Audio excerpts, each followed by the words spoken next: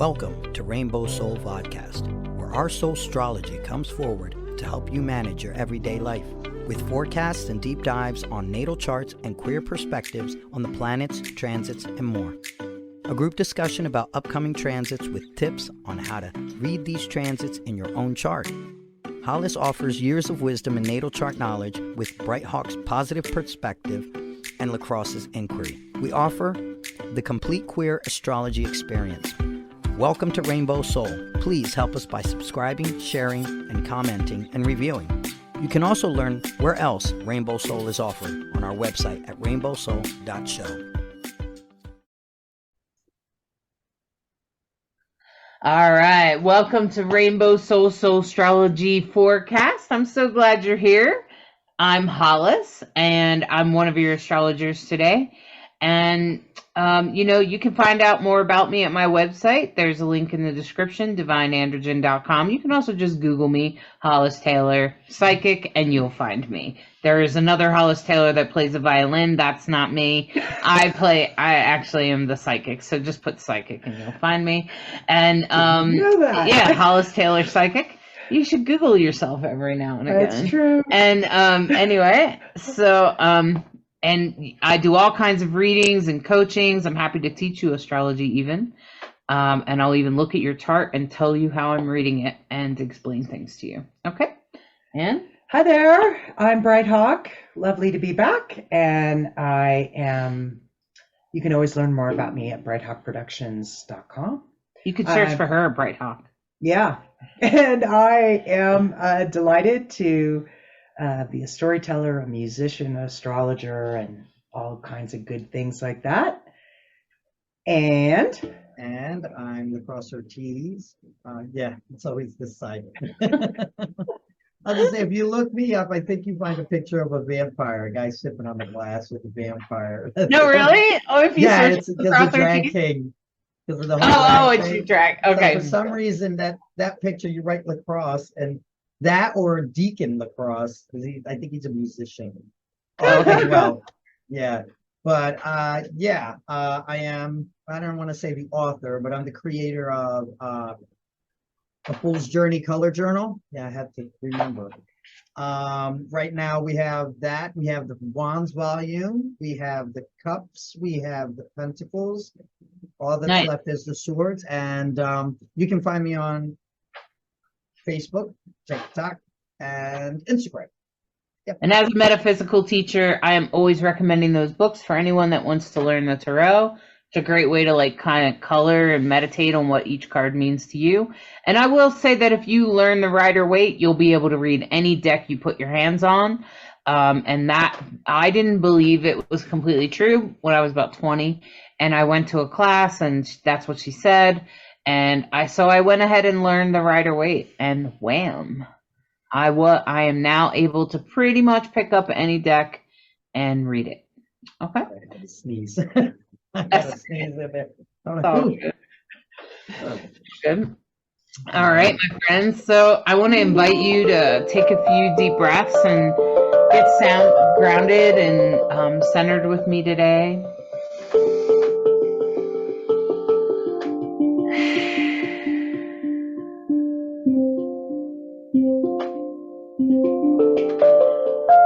Take a few minutes to take a deep breath.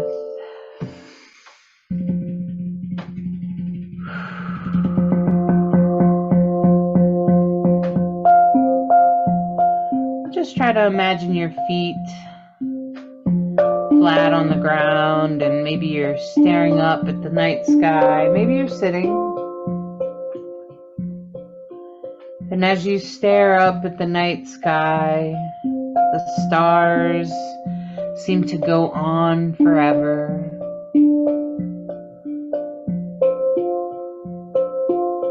And as you look at the glowing stars and the planets and the moon brightly shining the sky for you, one constellation starts to move closer to you.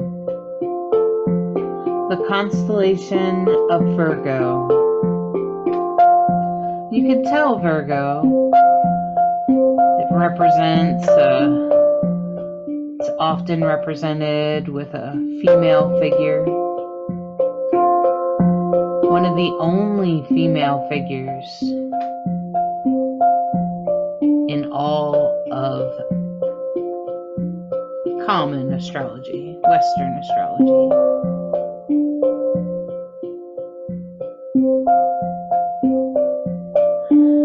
And Virgo is the Earth Mother.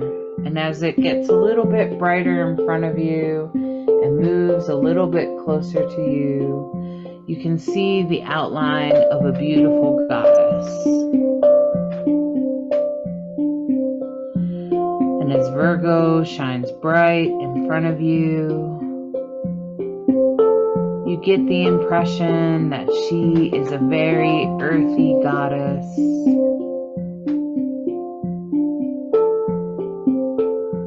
holding the powers of the earth within her, grounded, practical, organized mostly.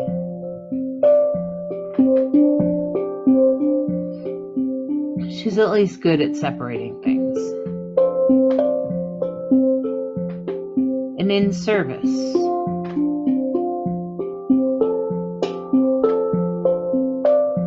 And Virgo gently reminds us that the Mother Goddess is always with us.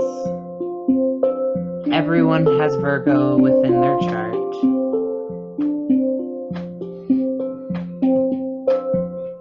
And Virgo is meant to uplift us,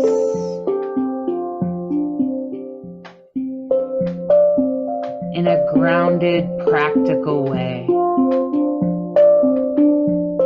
And how being in service can help our soul feel more grounded, maybe help us focus a little less on ourselves. She is wise.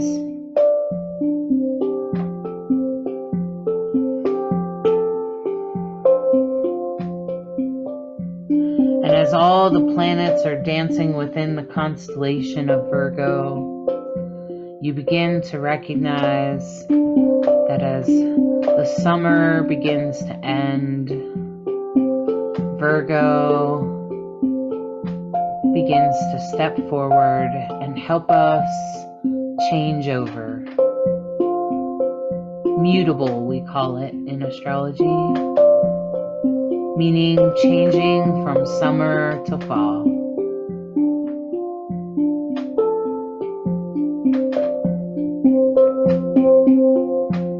And as you feel this transition, you know that the Mother Goddess will hold you in that transition, helping you transition in the sweetest, smoothest, calmest way she can.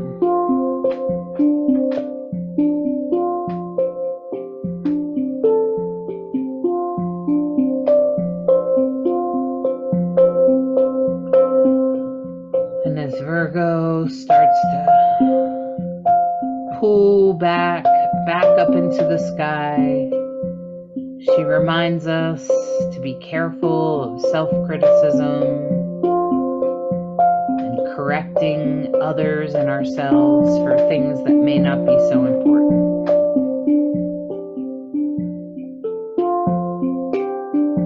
As Virgo puts herself back up in the sky where she is melded amongst all the stars,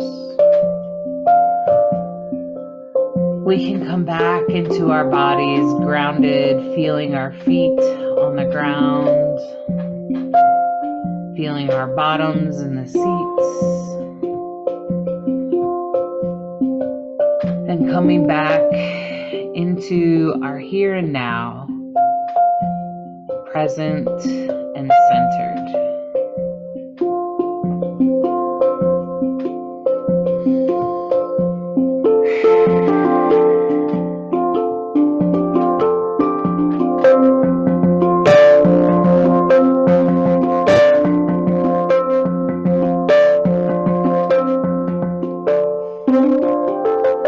I invite you stretch your hands and open your eyes and come back to the here and now.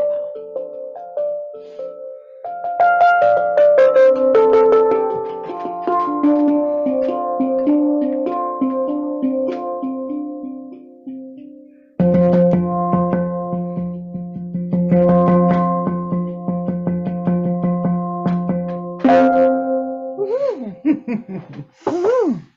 And with all the Virgo energy in this show, good grief. Virgo rising, a Virgo sun, and then Virgo you're rising, a Virgo Yeah, ascendant. too. Yeah, Virgo rising. okay. You have a Virgo That ascendant. was very, Okay. very fitting. I was like, wow. We got some Virgo energy. We And of course, the definitely sun got goes into Virgo on the 23rd. And we're talking about the 21st to the 27th. Mhm. Yeah. So this is for the 21st to the 27th. Let me share. Here we go. All right. So, like we said, this is the week of August 21st to the 27th. We're coming to the end of the summer. Yeah, summer's over already. Did that seem to go fast to y'all? What? Not fast enough. Not fast enough for LeKross over there in the heat. I can't. I'm like, ready, give me my pumpkins. You'll get them soon enough. You're ready for Samhain already. Yes, All right. yes. It will come. It will come. All right. So, I tried to like reduce the lines, by the way. This particular day is kind of a busy day. I don't know. Sometimes I kept the moon and sometimes I didn't. But on this day, the 21st, I was like, wow, there's actually a lot going on Mhm. as far as intensity goes. Mhm. And sometimes the moon reflects exactly what the planets are saying. And when the moon and the planets say the same thing, it's more likely that those things are going to happen, okay? And so I noticed there were a lot of oppositions and inconjuncts today on the 21st. So oppositions are hard because it's kind of like flip-flop energy. It's either one or the other, or they kind of pull on each other, and it's not usually super easy. And with Mars and Neptune in opposition, that's the first one that I noticed. I feel like that's about action and like spirituality or religion, or also could be about illusions. So you could not take action because you're under an illusion. Okay. And it could also be like psychic things and stuff like that. So Neptune is a psychic planet. So I a little bit with Mars is about action. It can also be about war and stuff like that. So don't start a fight with someone unless you're sure of the facts, okay? Right. So I would be very, very careful. Otherwise, you might eat your words in a few days. So I would just go slow on this day, on the 21st. And with Vesta and the part of fortune being in opposition, that is where you're dedicated. Vesta is who or whatever you're dedicated to, usually a spiritual path of some sort. Or even if you're like stoic or like LeKross, that's still a dedication. And if it's in opposition to the part of fortune, that means, you could remain stoic when you need to actually do this thing you're feeling intuitive about, right? Okay. And so the part of fortune is what takes us closer to our financial goals, yes, and also like our other things that help us feel fortunate, okay? And so that could be a lot of things, like travel for some people. Some people it's about the house they live in or the car they drive. So, so just be careful about that, because that's also in opposition. And then Chiron is also in opposition. So I've also started reading some other interesting planets that I've been learning. So that was the other reason I started to adjust the lines with Zeus and Ceres. And so Chiron is our wounded healer, and it can sometimes indicate things that we've inherited or some sort of wound that happened to us when we were a younger person that maybe we've started to work on healing. Probably going to depend on how old you are. And then maybe in your 20s, you start to realize the wound is even there, And then in your 30s, you're probably going to start to heal it. And in your 40s, you're probably going to have enough healing to start to be able to help others. Okay. And then in your 50s, of course, you'll remain the wounded healer. And so that's sort of what Chiron is about. And it's in opposition to Zeus and Ceres. And Zeus is actually really about leadership. It's about leading us in a good way. It's about like sort of following what we believe. And Ceres is about nurturance. Okay. It's about self-nurturance. And sometimes it's about nurturing different variety of things. It can also be about harvesting. So they kind of go together, but they are conjunct, meaning they're on top of each other, okay? And they're in opposition to Chiron. So I just want to say that, you might be like doing some things that your mom did that you're not too proud of, or, something like that. That's the kind of thing I was thinking of, was like Chiron is going to be those parts of us that maybe we haven't quite healed yet. So just be careful if you're in a leadership position, or if also Ceres represents mothers. So if you're a mother, or there's something about mothering, and Zeus tends to be more like father. So it could be very much about parents. And so I would just go slow on this day about what I say, what I do, and I would be paying attention to that flip-flop energy where you're one thing or the other. You're sort of, especially if you're a walking contradiction, you might want to pay attention to that. So it's always interesting because astrology usually points to things in multiple ways. Right. And so on this day, it's a Libra moon. And what do we know about Libra moons? They can be flip-floppers. They want us to know all the choices and, what looks attractive. Libra moon is all about artistic beauty. It's about adaptability, creativity. Libras are, known for the scales, right? It's about balance and relationship, right? So they're good-natured, they're diplomatic. They want to make sure everything is fair, right? Libra is a justice sign. It's Lady Justice is the symbol for Libra. So, the challenge part of a Libra moon is the indecisiveness, can be self-indulgent and a little bit on the, I don't know, let's go this way. No, wait, I decided I want to go this way. They want to do the right thing, but if they don't know what the right thing is, it can be confusing. And so they don't mean to be messing with anybody. They're just like trying to make the best choice at the time. And it might be different than 5 minutes ago. Okay. So tell me if I'm hitting any nerves. Scratches the Libra moon. So I'm Libra. So. I got a Libra moon. I do the same thing. Yeah. So on this day, we have a T-square with Pluto opposite the North Node. And that has been hanging. That has been like a persistent thing, right? Well, you mean Pluto squaring the North Node? Sorry, yes, that's exactly what I meant. Pluto squaring the North Node, and the moon is opposite. The North Node. Yeah, the moon is opposite the North Node, and so remember, T-squares are when you have an opposition, and then it goes to a triangle, which points to those. So that's what we have going on there. We have a T-square with. I think Pluto that's been going on for a little while now. Yeah. Mm-hmm. And you mentioned, no, you didn't mention Lilith. You mentioned Vesta. And so Lilith, there's a sextile, which is a nice a nice aspect with the moon and Lilith, which is the feminine powers, right? And then it's also in a trine to Saturn, which is also very nice. The moon is a waxing crescent because we just had a new moon on the 16th. And so most of this week, it's a void moon. Most of the week is a void moon. And when we have a void moon, it means the moon isn't as strong. It's not as powerful. But the other thing that marks a great deal of this week is that there are a number of yods, and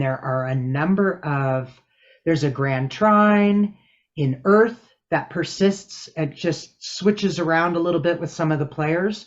But there's a grand trine in Earth with Mercury, Pluto, Uranus, and Mars. There's a cradle with Moon, Lilith, Vesta, and the North Node. See how all these are the same players? We just keep popping up the same. You're going to hear me say the same ones over and over. And the Yod with Neptune and Sun and Lilith are together. Sorry, the Moon is the base.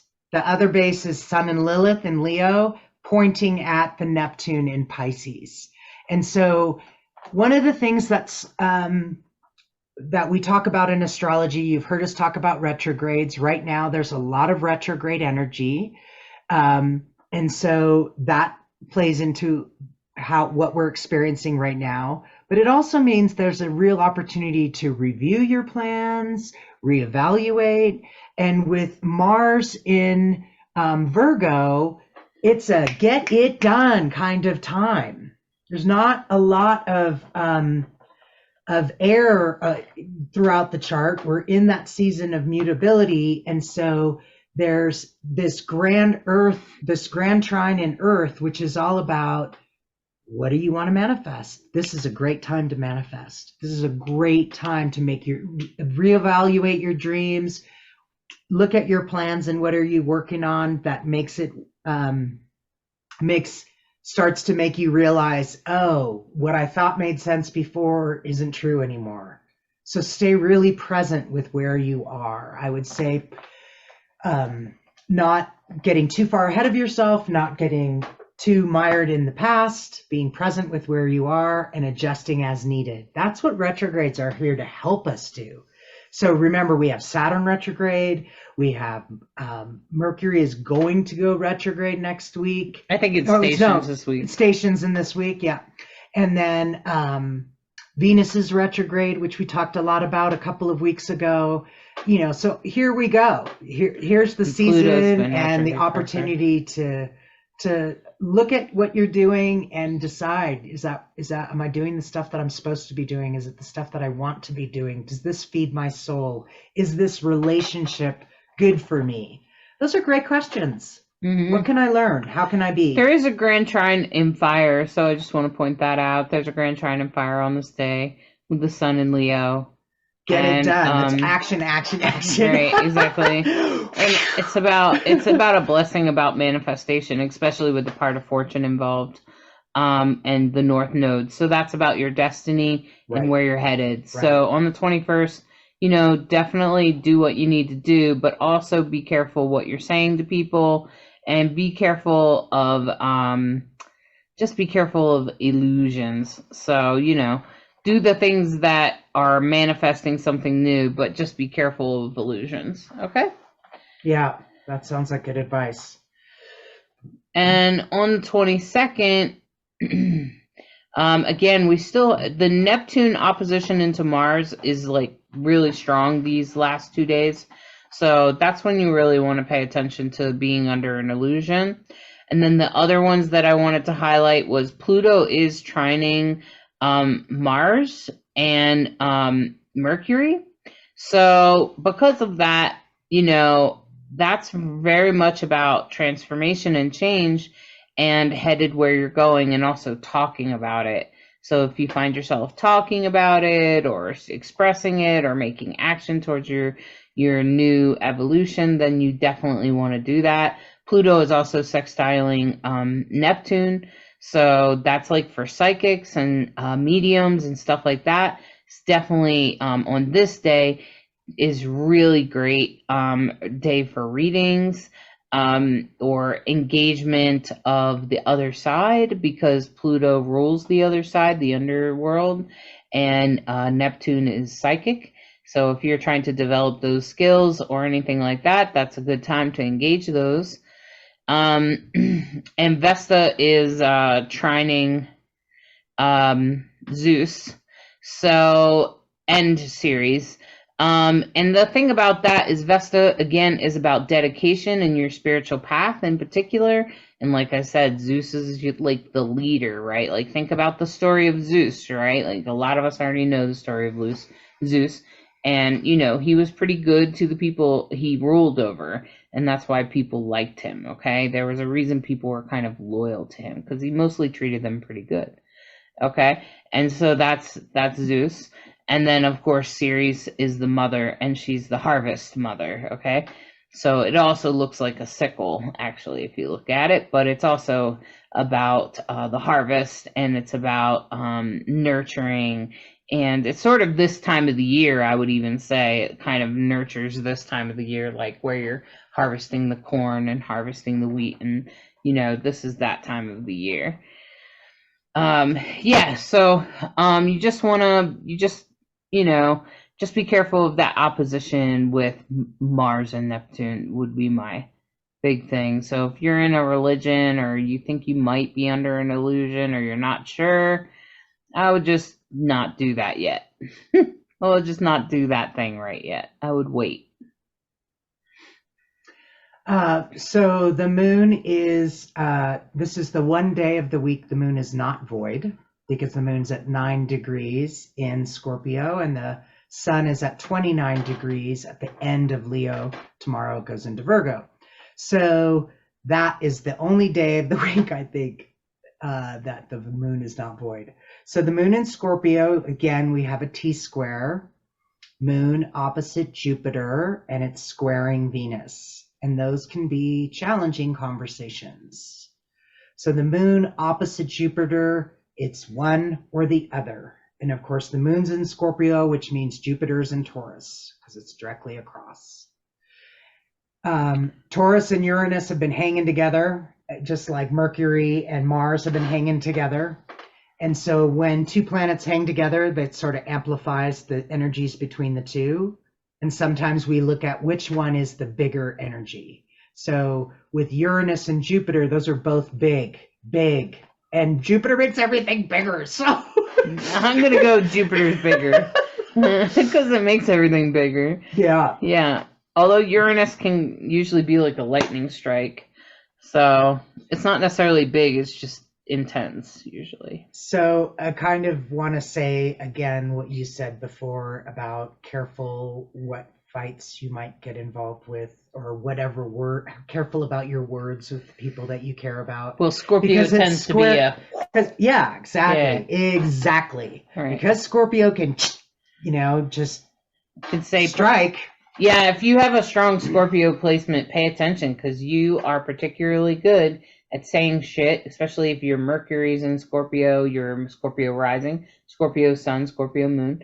You can say shit that really hurts people's feelings.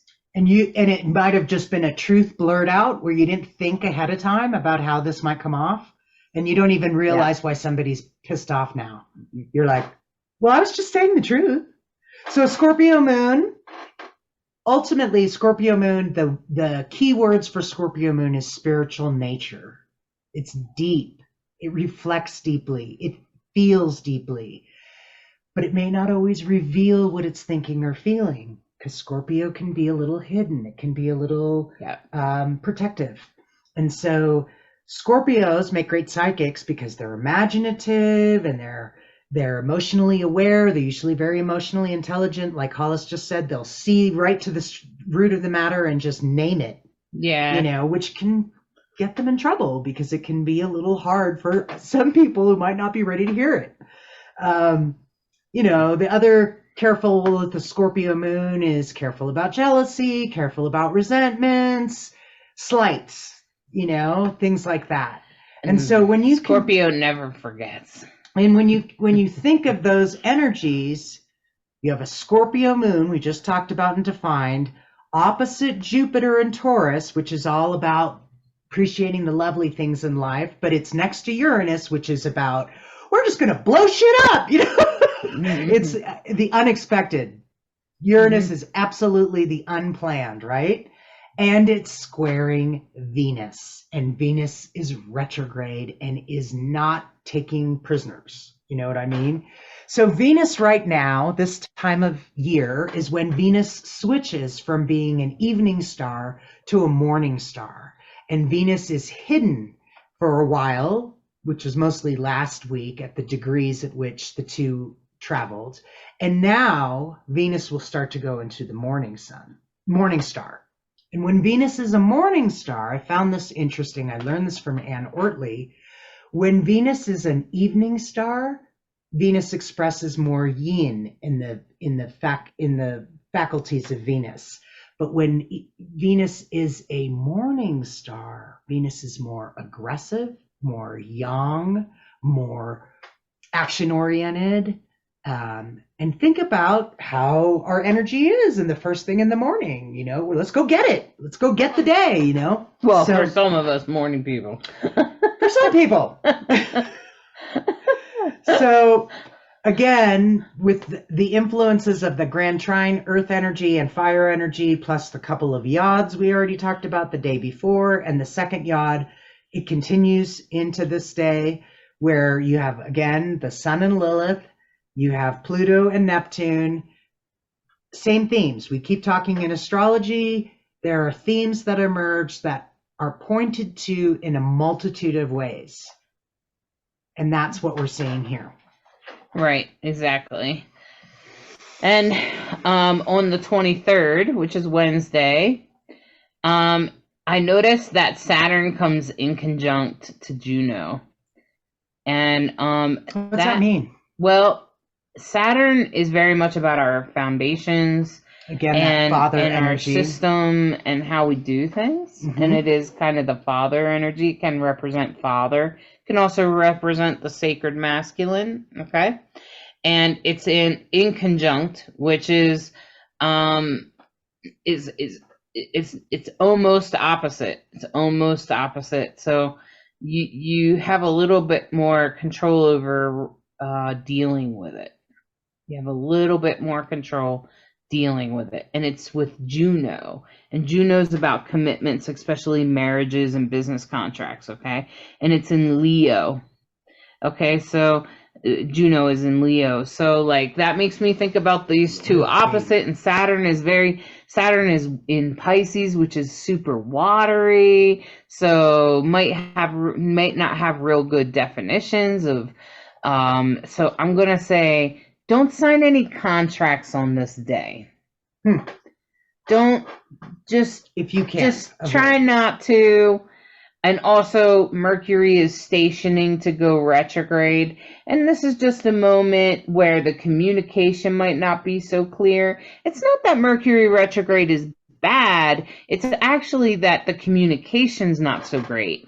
And so that's not really a good circumstances to sign a contract. And so since Mercury is slowing down to go backwards, and Juno and Saturn in particular that's like water and fire together in conjunct, and they're not resolving. So you might have this passion where you want to sign this contract or you want to do this thing, and if you have to, you have to. I would just review the details again. I would go over the details a couple of times. If I had to do a contract on this day, I would just be like, let me go over that again, especially because Saturn's in Pisces. So that's like, it's like trying to hold, like a sand structure in water. You're right. Okay. It's just like, oh, what structure? Right. Okay. And it just keeps falling apart.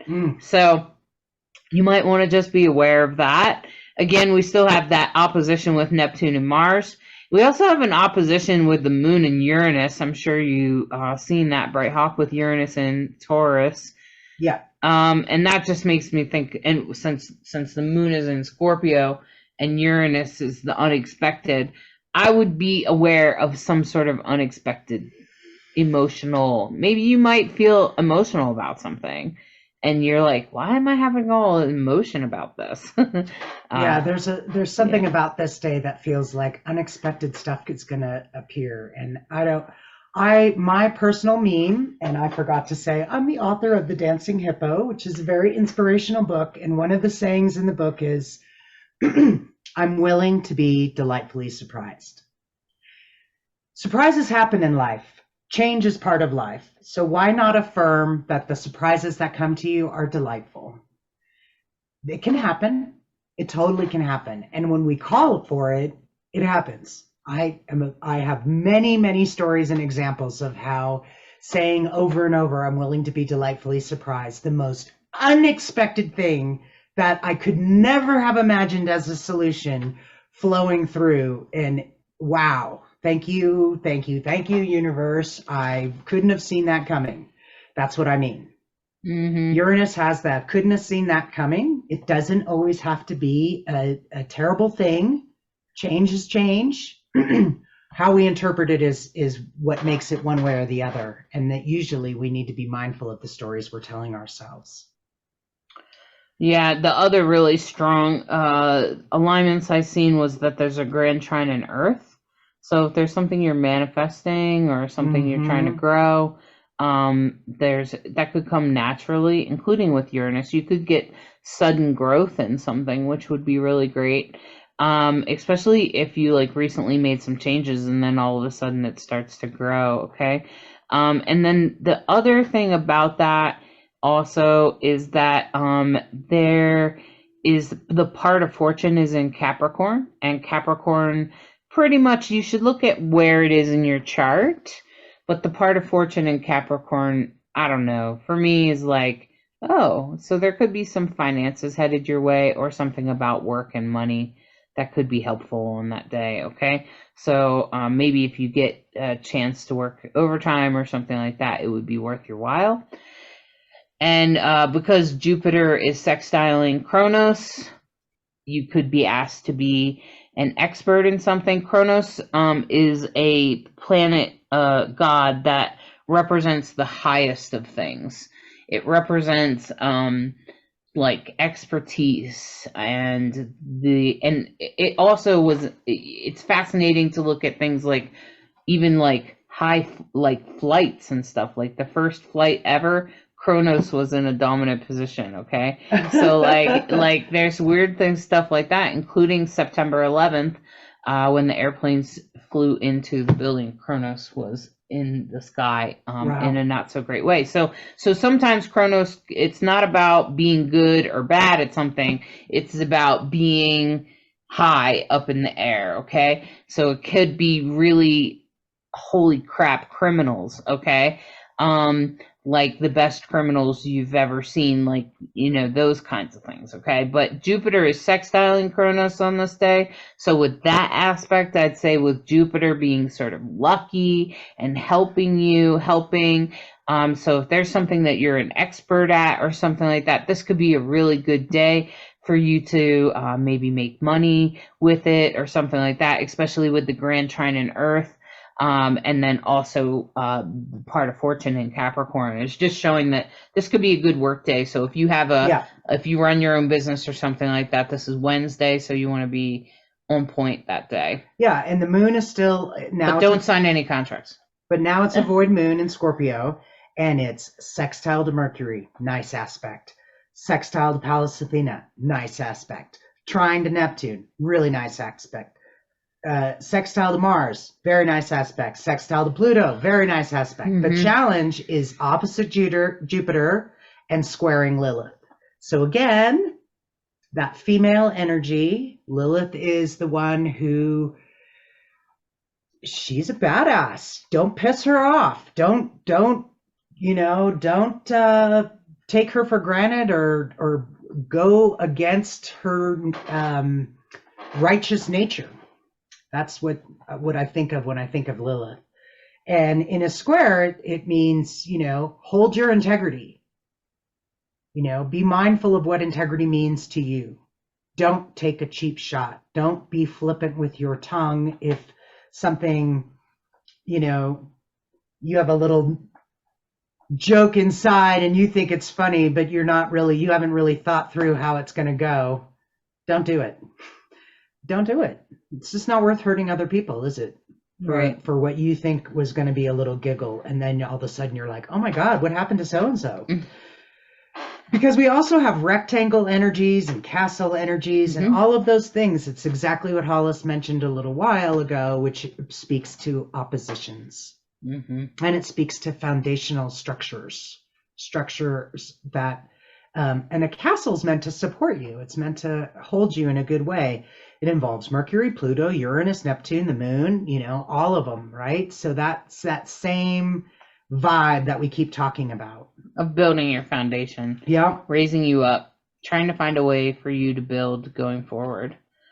So on the 24th, I noticed that the part of fortune is actually trining Mars action. Okay, so as you take action, especially action on anything that's out of the box, that could be really helpful for you with money or with other things that help you feel fortunate. Part of fortune is also part of a grand trine in air, in earth, because it's right on the edge. It's actually in Aquarius, but it's within an orb. It's just barely in Aquarius. So Pluto and the part of fortune are conjunct. So I would almost guess that the way you make money or how money comes in might change a little bit or might shift. You might see some changes there. You know, maybe the type of job that you're doing or the type of work that you're doing is different. And then, you know, Uranus is trining Mercury. So just who is now retrograde. Okay, so I think it was yesterday, yes. So on this day, Mercury goes retrograde on Thursday. So I told you it was stationing to go backwards before, and now it's about to go retrograde. And so usually with Mercury in retrograde for me, I usually just say stupid shit. I'm just going to be real, okay? If you're a Virgo or a Gemini, or Virgo or Gemini rising, or Virgo Gemini moon, and your Mercury is not retrograde in your natal chart, when Mercury goes retrograde, just be ready to apologize. Just be ready to apologize, my friends, my Virgo friends, because Virgo Gemini friends, because because you know, Virgo is ruled by those two signs. I mean, Mercury is ruled by those two signs, by Virgo or Gemini. And so then once it goes retrograde, I just find that we tend to like fall all over our words. So whether you're just stumbling and not really saying what you mean, or you're saying the wrong thing and it comes out all wrong, just be ready to go back and apologize, okay? Because if you apologize, it usually makes things a little bit better, okay? Now, Jupiter is still sextiling Kronos, so there's still abilities to, you know, offer some sort of expertise, and expertise is going to, you know, be part of the game here. It's part of the play. It's part of luck. It's part of financial luxury and things like that with Jupiter and Taurus. And there's still a grand trine in Earth. So, you know, just allow things to unfold, especially manifesting and trying to make, you know, if you're making money or something like that, just allow it to come forward for you. Try not to obsess over it too much. Just be careful what you say. Yeah, so the moon moves into Sagittarius, and it goes from a crescent to a waxing gibbous moon. And it's a little bit of a challenge this day with the moon, because you have the moon the sun opposite Saturn squaring the moon. Sun opposite Saturn. So the sun has now entered Virgo, opposite Saturn in Pisces. I always find Virgo Pisces to be a very challenging aspect. One's earth, one's water. And squaring the moon. So the moon in Sagittarius, the moon sparkles in Sagittarius. It loves being there. And it's adventurous, it's optimistic, it's exuberant, it's open-minded, it's sincere. Sagittarius moon on the challenge side can be restless, can be extravagant, can be irresponsible or careless or uncommitted. Sometimes they talk about Sagittarius and Gemini as the signs that have to be careful with addiction. So it's a little bit of a challenge that day. The moon is void, so hopefully it won't be, so it's less strong, that's less impactful. And again, we end up with these yods, which are fingers of God. They're fated energy. They're quincunxes between three signs. And so the yod we had earlier in the week was Pluto Neptune pointing up at Sun and Lilith. Now we have Pluto Neptune pointing up at Lilith, again, continuing that. And so that same, we started off this talk with, remember, astrology doesn't just point to one thing one time. It usually points to the same thing numerous times. So that yod with Lilith at the point, the fated energy, listen to women leaders. I find it fascinating what's happening with women leaders right now, women DAs in particular. You're talking about the Trumpster? And the women judges. Yeah. That guy's got a woman judge. And a woman DA. And, prosecutors they're all Black women. And, with Lilith at a finger of God at the apex, I'm like, well, they ain't gonna put up with any of his bullshit. That's for damn sure. That's good for probably them. true. I hope they absolutely hold him 100% accountable. Wouldn't that be refreshing? Because the other thing that we were learning, we all know that Libra is one of the signs of justice. But the other signs of justice are Sagittarius, and we just talked about the Sag moon. So the Libra moon, if I recall, is the one that looks like the DA. And then the Sag part of justice, I think the Sag was like the judge. And then Cancer is the other sign of justice. And remember, it feels everything very internally. I think so it's Libra the might defense. be the judge. Only because Libra's, No, it was the prosecutor. Virgo. Oh, Virgo. Did I get it wrong? I don't know. Okay, I'm sorry. That's okay. A tangent. Yeah. Anyway, we have a Sag moon with that the energies there, and so a little bit of challenge with that T-square, but at the same time, the moon is also trining Juno and it's trining Venus, and that's a beautiful thing. I think it's fascinating that Zeus will be trining Vesta on this day and in conjunct Uranus. So Zeus is very much over and over the same theme is like look at what is happening with empowered women and don't get in their way. And Zeus is more about leadership and stuff like that, but it's in conjunct Uranus, so I wouldn't be surprised if something happened to the Trumpster there. So I'll just laugh at him when it happens. I just laugh at him. You dumbass. Yeah. Well, that's what he deserves. Okay. So right. And on Friday, the reason it got messy like that is because a lot of shit's going down on Friday. It's happening, man. So I was like, oh man, I can't really take any of these things out. So Uranus, first of all, is in numerous trines but it's also part of a yod. Okay. Yes. So there's actually yods kind of all over the place. So if you find out that Friday there's a lot of destined energy, you find out that stuff just starts happening, you're not going to have a whole lot of control over it. That's the thing about a yod, is you don't really have a lot of control over it. It just kind of happens. But it's good to be prepared for it, or at least not let it completely take you by surprise. And with a grand trine in Earth there, things could continue to manifest.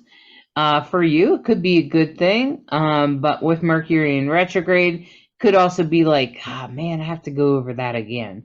So just go ahead and review it and do it again. Be prepared to do things more than once. Yes. And be prepared for numerous alignments that seem to be destined or fated. And then also, because there's also like several oppositions, you may feel like either you or everyone around you is a walking contradiction. Just allow that to happen right now, because people need to flip-flop. The part of fortune is opposite Venus, and I find that to be a little bit like just be careful where you're spending your money. Ooh, this is Friday, okay? Don't be careful how you're spending your money or who you're spending your money on, what you've committed to. You don't have to stay committed to those contracts. If you don't have to, don't do it. And I'm just going to say, just be careful how you're spending your money on this day. Friday the 25th you just want to go slow on that day, okay? Especially if it's a little out of the box, because Venus retrograde is already, be careful how you spend your money. Bingo. And it's in opposition to part of fortune. So, and the thing that could make it challenging is that the moon, a Sag moon, which we've already talked about, can be extravagant, is trining Venus. Where there's that temptation, because Venus trine, that's flowy energy. And so, I think that's great advice, what you just said. So you really want to buy that? Really good advice. So the other thing that the moon is doing is it's opposite Vesta. Mm-hmm. And so you already talked about Ceres and the moon pointing at Uranus as a yod.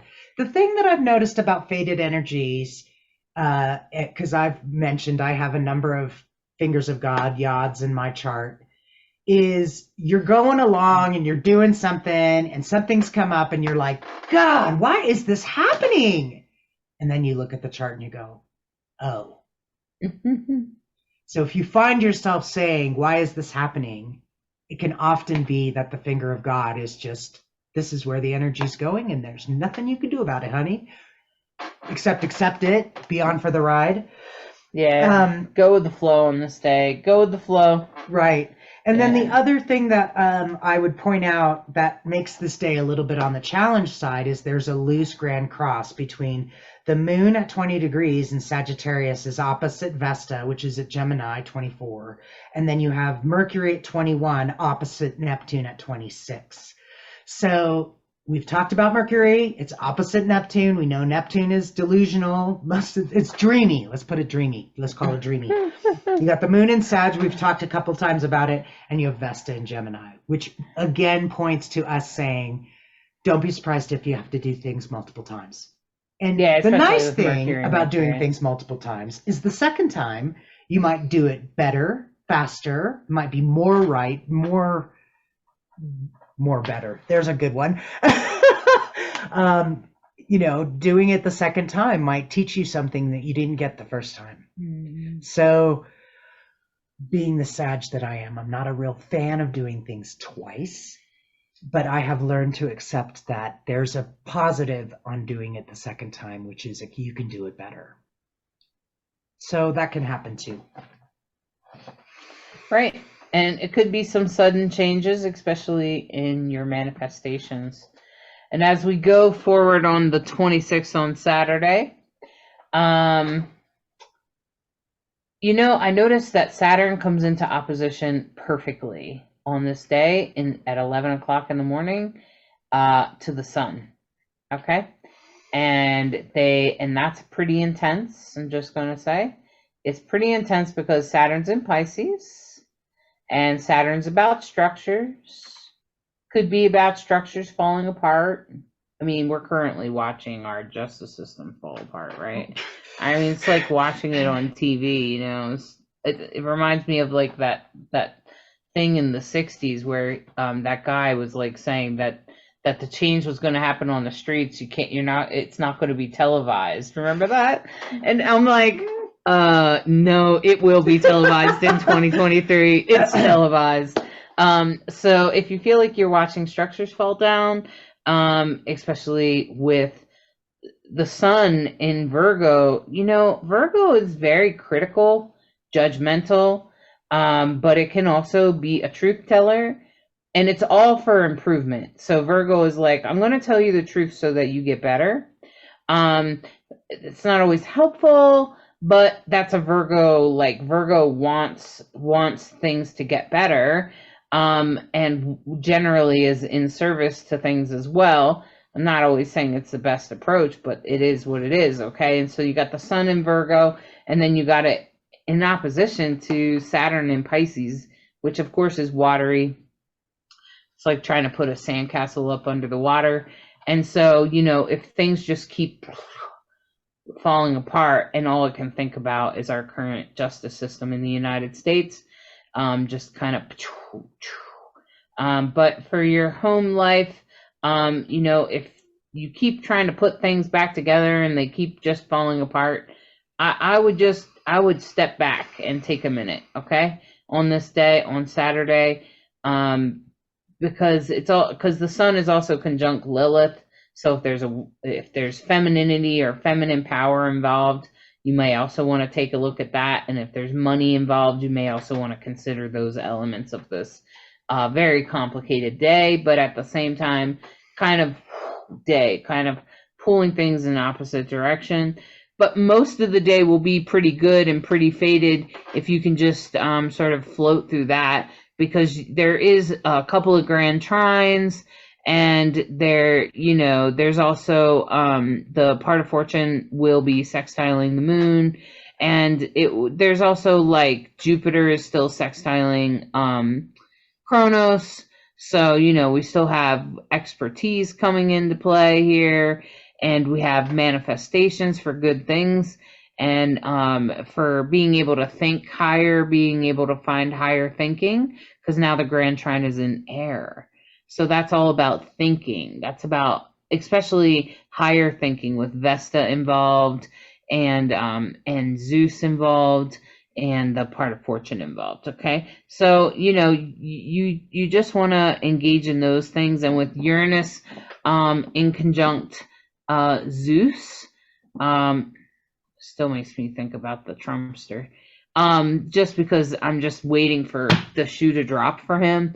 And Zeus is about leadership, and Uranus is about lightning strikes.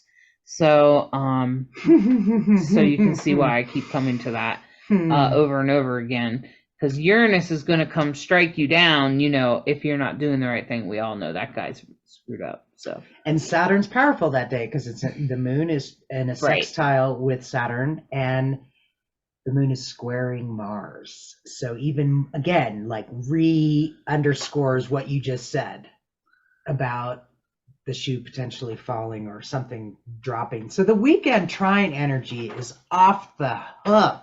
Yeah. Like, oh my goodness, 3 grand trines. You should be feeling in the flow on the weekend, I should say. Just don't try to force something if it's never. If you keep trying to, get something to work about your foundation or your system, or even something that feels a little karmic, just try to back up and take a different look at it. It should help. Sure. All right. And that was Sunday. Oh, okay. This is Sunday. Oops. More grand trines. It's kind of through the weekend. It's through the weekend. It's more trines. I did notice, and Brayhawk, you probably don't have this in your notes, that the moon is actually in opposition to Kronos. Yeah, and in the T-square. Mars. Yeah. So that could be very much about even taking action with someone, an expert or something like that. And so there might be some flip-flopping back and forth about expertise and stuff like that, but that's okay. Just, be aware that those aspects are happening, and take the time to think about what you need to think about, okay? Yeah, it could be a challenge to rise up and take action with a square to Mars, Yeah, especially if there's somebody in your life that is an expert or something that feels high or hard to reach, okay? Yeah, because the moon on Sunday is in a T-square with Sirius. It's opposite Chiron, and that creates a T-square to Sirius. So, but I just want to say, little bit of square energy, lot of trine energy. Moon's trining Mercury, moon's trining Uranus, moon's trining Jupiter. I mean, there's some really good flowing energy there. The weekend should feel like, God, I'm so glad I got so much done this weekend. That's what I'm hearing in my head. Yeah, like, a lot. I didn't know we'd get it all done. That felt so good. Especially with grand trines in Earth. Yeah. It's very much about manifestation. Yeah. All right. So, LeKross, did you have anything to add or share? August 21st to the 27th. What animals are we looking at? We are in the time of the bear. The bear started the 20th, 21st. I think it starts. I'm not sure. But I thought it actually goes well with this week because we keep talking about caution, watch what you say. And I thought to myself, oh, poking the bear. And this is a week you don't want to poke the bear. but you can be on either side of the bear. Because if you poke a bear, you're going to deal with the aggression. But also on the other side, if you're the bear that's being poked, be careful with your aggression. So it goes both ways, So I think this is just a week of really being aware and being very protective of your feelings, being very protective of your space, because that's what bears do. They're very protective of their space. So I think this is a time, because there's going to be a lot of eggshell walking. Be very protective of your space and move yourself quickly out of that situation if you can. But that's what I see pretty much what's going. Don't poke the bear and don't go and bite people. It's not nice. So what reminds me of, because we were talking to somebody this weekend and somebody was hiking and suddenly a bear emerged on the trail right out of the woods. And they were like, whoa, there's a bear on the trail. What do you do? You practice stillness. You practice being a statue. So I love what you're bringing about the bear, because it's totally with what we've talked about. That's one of the medicines, one of the solutions to the problem. If something's up in your face, start breathing. Start getting really grounded, really centered, really chill. Okay, maybe take a step back. Okay. And if you do that, you might just have the opportunity to think your way through it instead of blurting something out that boom gets you might get popped. Yeah, because the bear isn't gonna. It's not gonna argue back. It's just That's it. It's just bite. done. Yeah. So. Yeah. Good stuff. Yep. I love that. It's so interesting how, and this is the Sag in me who loves all the different models and ways of looking at life and how these things sort of just beautifully dovetail on each other and reflect the same truths. Right. Yeah. So and bears are such awesome creatures, and in the fall they're starting to work on, as summer ends, they're starting to work on like beefing up, getting a lot of their energy together. And don't leave food outside right now. No.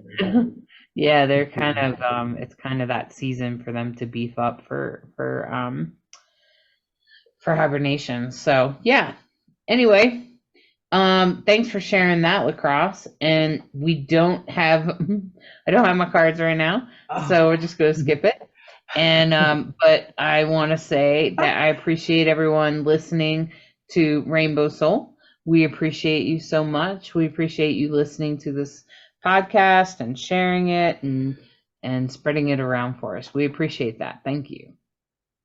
Indeed. We hope you guys have a great week and that this astrological weather helps you sort of understand how to surf it and do it in a really good way. And let us know how it goes for you. We love to hear from you. And if there's anything that we've said that really rang your bell, let us know. Ding ding! I was thinking about the ring your bell thing on YouTube at the same time. Hit the bell, then you know when we posted. All right, exactly. Subscribe, share, all that good jazz, Yep. Good stuff. Don't go poking any bears. Don't go poking no bears. Don't poke the bear, poke the bell. Yeah, there you go. Thank you. All right. Love everybody. Bye-bye. Thank you for listening to this week's Soulstrology and subscribing, liking, sharing, and reviewing. We hope you enjoy this dose of Soulstrology and encourage you to embrace the week ahead with an open mind and heart so that you may integrate the deepest of lessons from the stars. Take a moment to step outside and honor the planets, stars, and moon in the sky with your heart. Integrate the messages that resonate and leave the rest for someone else. We deeply appreciate each and every one of you. Always remember that you are a perfectly unique human with an exclusive star map of your destiny, your soul purpose, and your heart's desire. Thank you again for tuning in to Rainbow Soul.